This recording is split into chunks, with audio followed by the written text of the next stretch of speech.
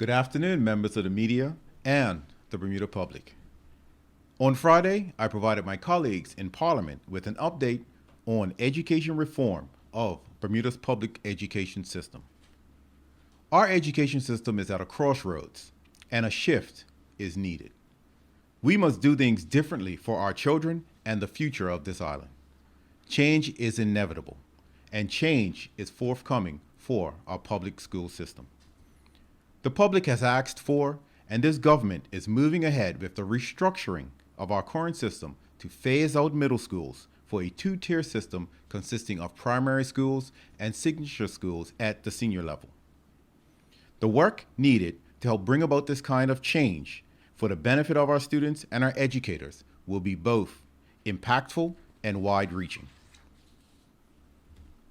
There are 4 initiatives currently taking place to facilitate the education reform of Bermuda's public school system. 1. The development of an education authority. 2. The implementation of the Learning First program. 3. The phasing out of middle schools and the introduction of signature schools at the senior level.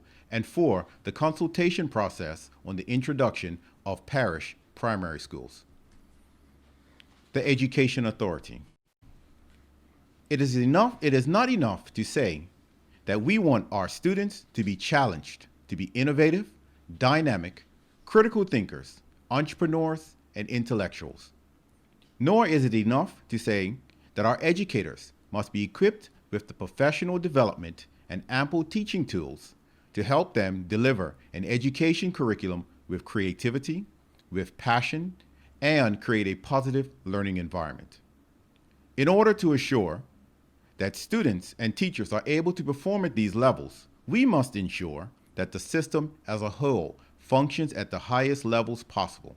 That will be the work of the Education Authority. The Education Authority is a committee consisting of the chairman and deputy chairman of the Board of Education, members from the Bermuda First Education Committee, and our Education Consultant Innovation Unit.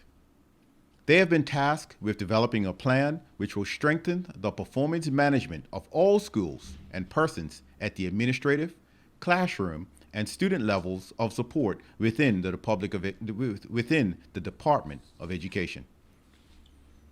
We are pleased to have the support of critical stakeholders in the creation of the Education Authority. We all want a public education system where all aspects and stakeholders work together for the betterment of students and teachers with the aim of having top-notch learning and working environment. The Learning First program. The Learning First program involves a wide range of stakeholders collaboratively working together to design an improved learning environment for public schools. As mentioned in previous statements, the 54-person design team consists of Bermudians who are educators, school leaders, parents, business persons, unions, cultural, and community partners.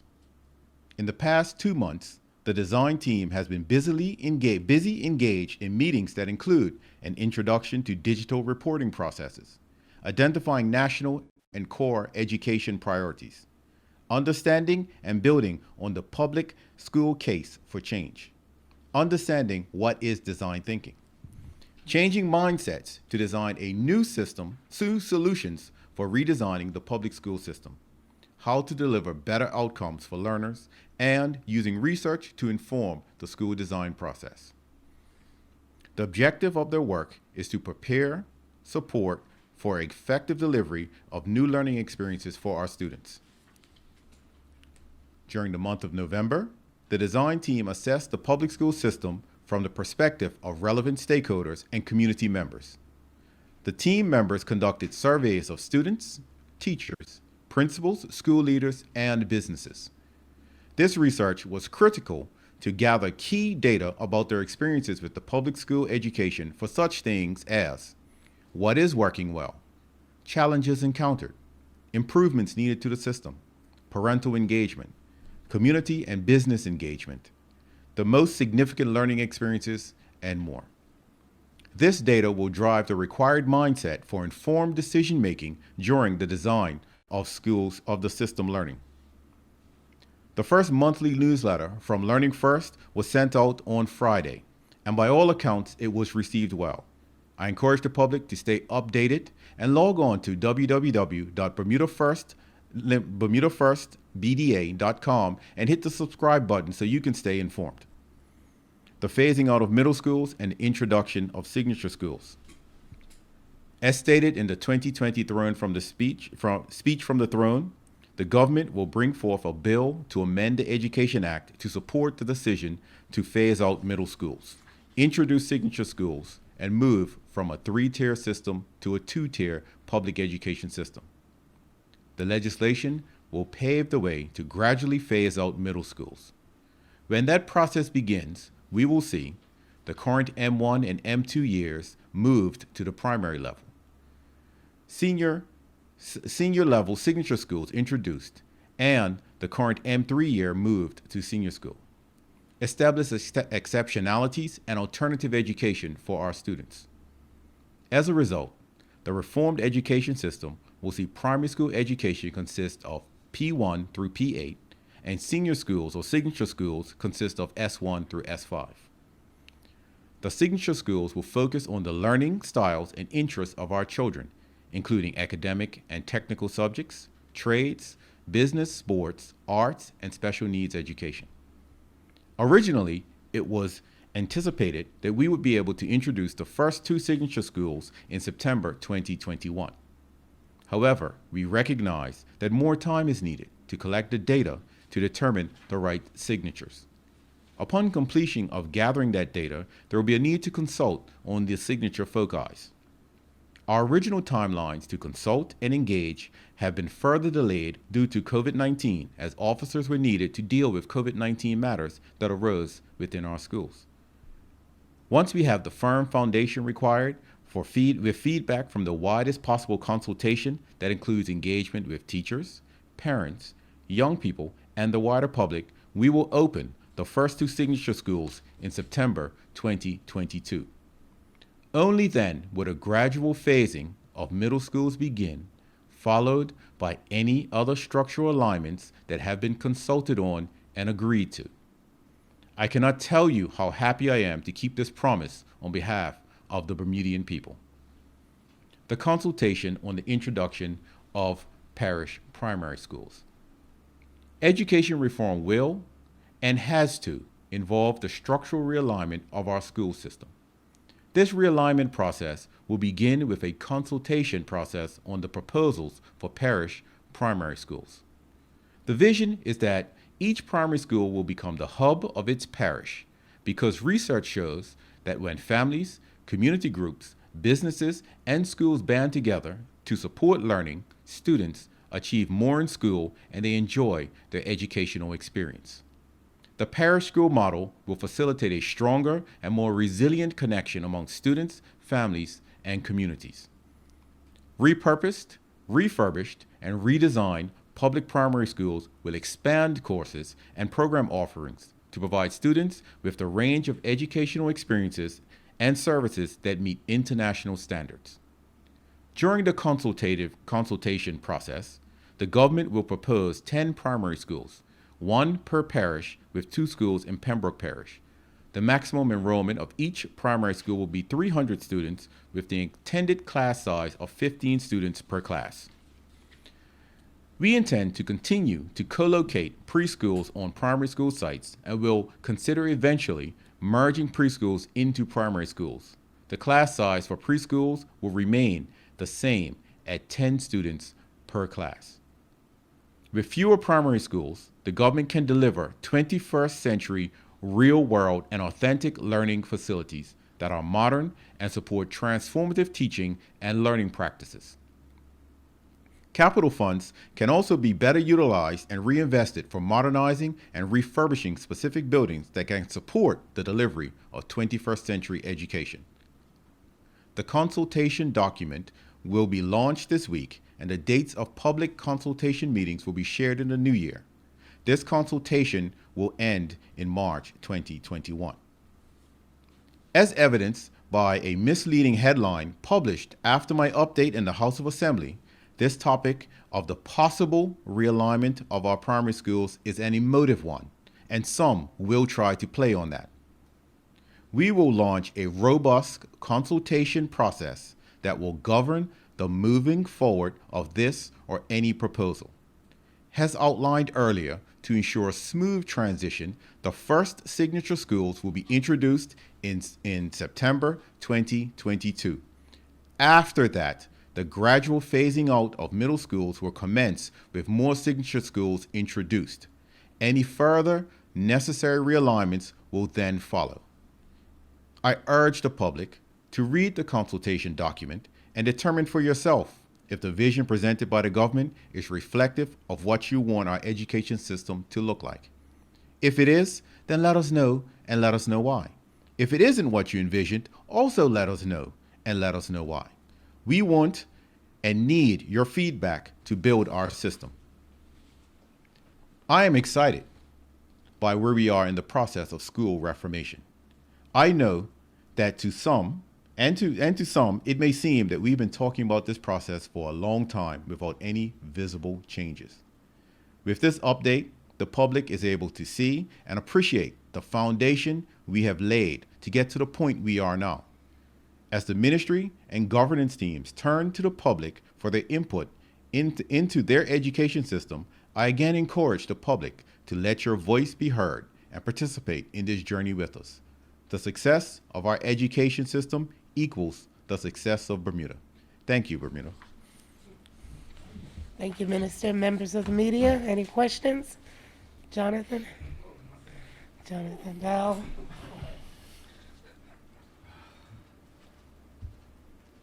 Good afternoon, Minister, and Good thanks for afternoon, having Jonathan. us. And I did hear you in the House of Assembly on Friday when speaking on the subject of primary schools. Is it fair to say it sounds like we're headed back to a more parish-centered culture for our primary schools? You know, I was a lot younger then, but I remember there was talk in the 90s that was something that we kind of lost in some of the changes. Are we in some ways, this is about going back to that parish-centric model of older days? Well, Jonathan, what we have to understand is we have to look at what worked in the past, what didn't work in the past, what we need to make it work moving forward in the future. And yes, I do understand that some of the things that we're talking about will be familiar to some of our older persons within our community. But rest assured that we are not just wholesale going back to an old system that worked for the time that it was there. One thing that I do note with education and with change, it must keep up with what's going on in today's world. And the changes that we're talking about now are rooted in the research that it shows us what is happening in Bermuda now with our education system. It's just not adequately servicing our children, and we need to move forward with something else. Thanks. And with the talk of headed to one primary school per parish model, I guess with that, can you talk about how we can avoid maybe the risk of potentially losing some of our high performance schools? I'm thinking in Southampton, we have Port Royal and we have Delton E. Tucker, both excellent schools. I've always been a firm believer that it's not the building, it's what's happening inside the building. And you can duplicate that in any building if you have the right resources, you have the right personnel, and you have the right attitude. So I don't see us losing what people term as high performance schools, because I don't believe that none of our schools in Bermuda are not high performing. I believe that we will be gaining an opportunity to do things in a manner that will be equitable for all of our students moving forward. Thank you, sir. On the topic of the signature schools, I know it's early. We're talking now about starting with 2 of them in 2022. Yes. Do we have a final number for those types of schools envisaged? And kind of piggy-tailing on that, can you tell us a bit about how we plan to allocate students to the different signature schools, how that process of alignment is going to work? Thank you for that question. That is something that will be governed by the consultative process. We recognize that we want there's a talk of between 5 and 7 of them, with 2 of them being the one for exceptionalities and one for alternative education, and 5 for what we will call general education. And so, but how the process from moving from your primary school into your signature school is something that will come about with the work that's being done by Learning First and the consultation process that goes on that. But Jonathan, I will say that the idea of expanding from P1 to P6, from P1 to P8, one of the reasons for doing something like that is to give our primary school students an opportunity for exposure to the various vocations that could be interest of them. So in their last 2 years of primary school, they will be exposed to the types of things that our signature schools will offer, to give them an opportunity to get a feel for what it is that they might be interested in to move forward with. But I also believe it's important to point out that once you do go to a signature school, regardless of what that signature school offers, if there is something at another signature school that you find of interest, there will be methodologies in place for allow you to partake in that and utilize those subjects that might be offered in other schools that may not be, the signatures that may be offered in other schools that might not be at the school that you have decided to attend.